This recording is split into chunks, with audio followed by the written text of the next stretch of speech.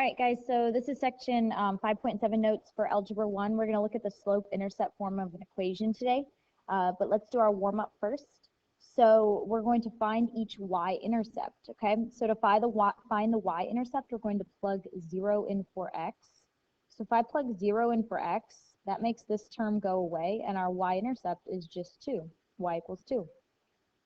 For this one, if I put 0 in for x, that's going to cancel this term out, so I'm left with 3y equals 12. Divide both sides by -3, and y is equal to -4.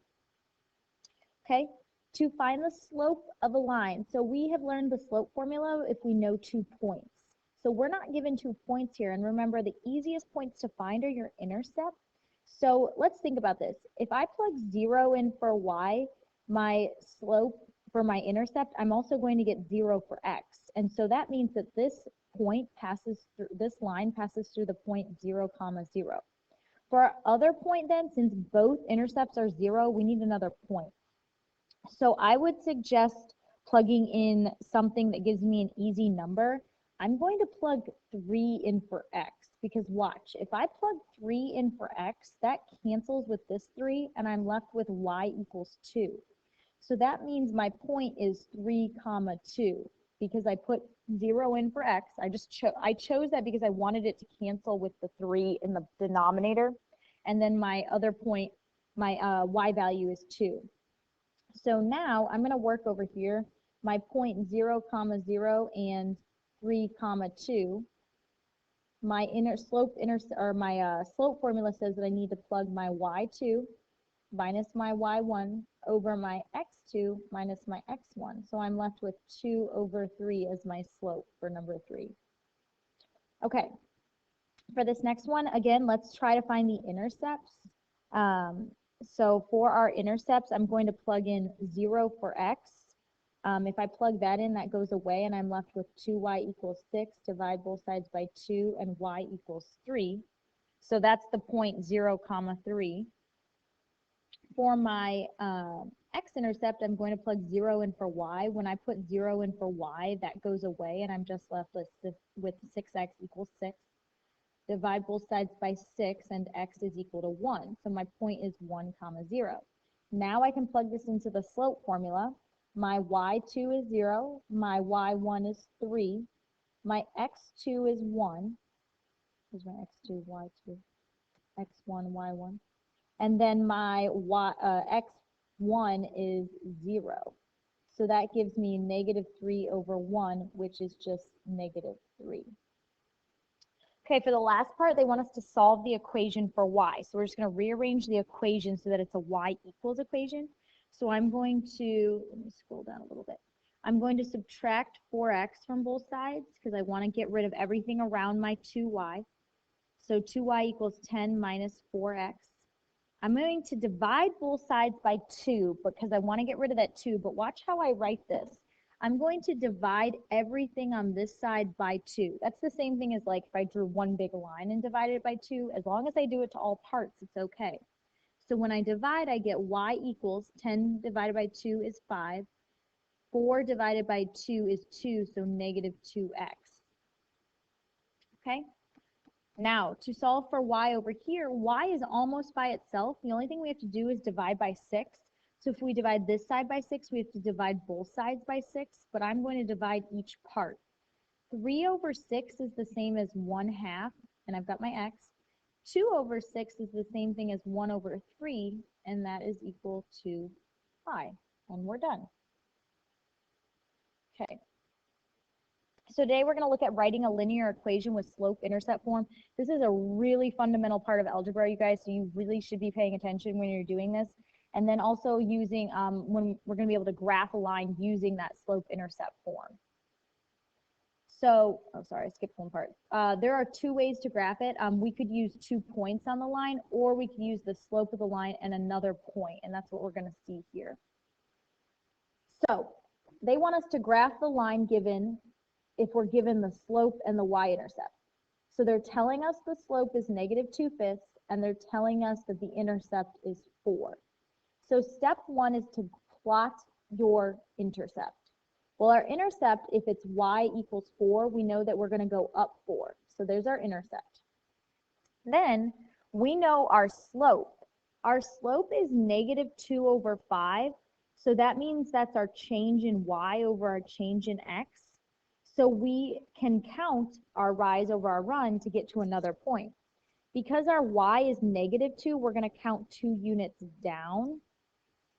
And our x is 5 units positive, so we're going to count 5 units to the right. So we're going to count 1, 2 units down, and 1, 2, 3, 4, 5 units over. And they've got that second point there now. And then once you know there's a point there, you just connect your line and there are your points and you have a line. So this is one way to graph it. So let's try that. Okay, so they want us to graph the line. We're given a slope of 2 and a y-intercept of -3. So step 1, the y-intercept we know is -3. So that means that the line has to be running through the point 0, -3. So first we're going to plot that point. We're going to go over 0 and down -3. Step 2, we're going to use the slope. The slope is 2, okay, or 2/1 if that helps you for your rise over run. So we're going to start at the point 0, -3, and then we're going to count 2 spaces up because it's a rise. And then our run, there's technically a 1 here. We don't really write it. Our run is 1 space to the right because it's positive. So we're going to count a rise of 2, 1, 2, and a run of 1. Put a point there. And then now to graph this line, we just connect our points. And we've got a line, and it should be a straight line that goes through points, but for some reason I can't draw a straight line right now. So this is how we can graph a line if we're given the intercept and a point. So the slope-intercept form of equation is actually really helpful, and I think it'll make life a lot easier for you guys. The slope-intercept form is written in y equals mx plus b, and here's what everything means, okay? Your M here stands for your slope, and your B is just your y-intercept. And that makes life a lot easier because you could just quickly plot the y-intercept and then use the slope to count your rise and your run, get another point, and connect your lines.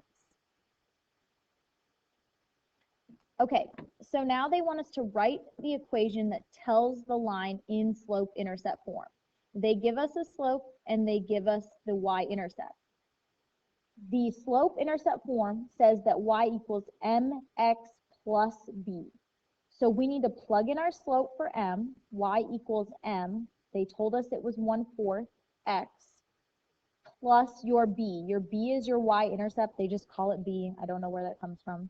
So it's plus 4. So now our equation of the line is y equals 1/4 x plus 4, and you're all done. Okay, so now we're going to write another equation of a line. They give us the slope m and the y-intercept b. We're just going to plug those in. Y equals m is -9x plus b. It's actually a -5/4, so I should have written a negative sign there. Let me erase that. We're going to do a -5/4. Do you see that? Because it's a negative sign. And now you have the equation of the line, and you're done. Okay, this time they're not giving us all that information. They're showing us a line, and we need to find the y-intercept and the slope. Okay, well, if you look, the y-intercept, where is it intersecting the y-axis? Is right here at 3. So your y-intercept is 3. We're given 2 points on the line, -4, 1 and -2, 2. So you can calculate the slope using your slope formula, y2 minus y1 over x2 minus x1. So we're just going to plug in our values. 2 minus 1, -2 minus a -4. That comes out to 2 minus 1 over -2 plus 4. 2 minus 1 is 1. -2 plus 4 is 2. And your slope is now 1/2. So we calculated our slope as 1/2. On the other slide, we found that our b, our y-intercept, was 3. Now we can plug those values into our slope-intercept form, and we have an equation of a line. So again, this is nice and easy. Okay, so now we're going to write the equation in slope-intercept form and then graph the line. So if we're given something like y equals 3x minus 1, it's already in the form y equals mx plus b. So you can look at that and get your m value, your slope, and your intercept, your b value. So we know that because it's already written in y equals mx plus b form, the slope is just m, the number out in front of the x. So your slope is 3. Your intercept is negative 1. So step 1, to plot this, this line. We're going to plot the intercept, 0, negative 1. So we found b, it's negative 1. So we're going to go down to negative 1. Now we're going to use our slope, which our slope is a positive 3. So that means that we're going to go up 3 and right 1. That's because if you think about this, this is like 3 over 1. So our rise is 3, 1, 2, 3, and our run is 1, 1. So our line will pass through those 2 points, and you just drew the graph of a line. Okay, so again, we're going to graph this line. It's given to us not in y equals mx plus b form. It's given to us just in our standard form, 2y plus 3x equals 6. So we're going to solve this for y. We're going to isolate y. 2y plus 3x equals 6. I'm going to move my 3x over. So I have 2y equals, I'm going to have the 3x be first, because I know when I have y equals mx plus b form, I want my number in front of my x. I want that part first. Then I'm going to divide everything by 2. So I'm left with y equals negative 3/2 x plus 6 divided by 2 is 3.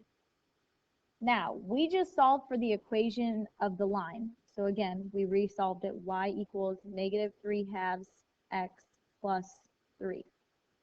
Your slope is negative 3/2. So right off the bat, you should be thinking when you're done graphing, you're going to have a negative sloping line. And our y-intercept is right here is 3. So we're going to plot our intercept. It's up at 3. And our slope is a negative 3 over 2. So we're going to count down 3 and to the right 2. Because our rise is going, it's negative. So 1, 2, 3, and then to the right 2. Put a point there and connect your points.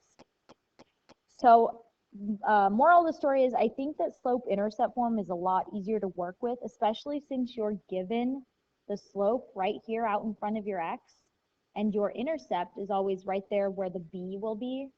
But be sure you have to have it in the form y equals mx plus b. So again, review. This is your slope. This is your y-intercept. I didn't squeeze that. Okay, and that is all.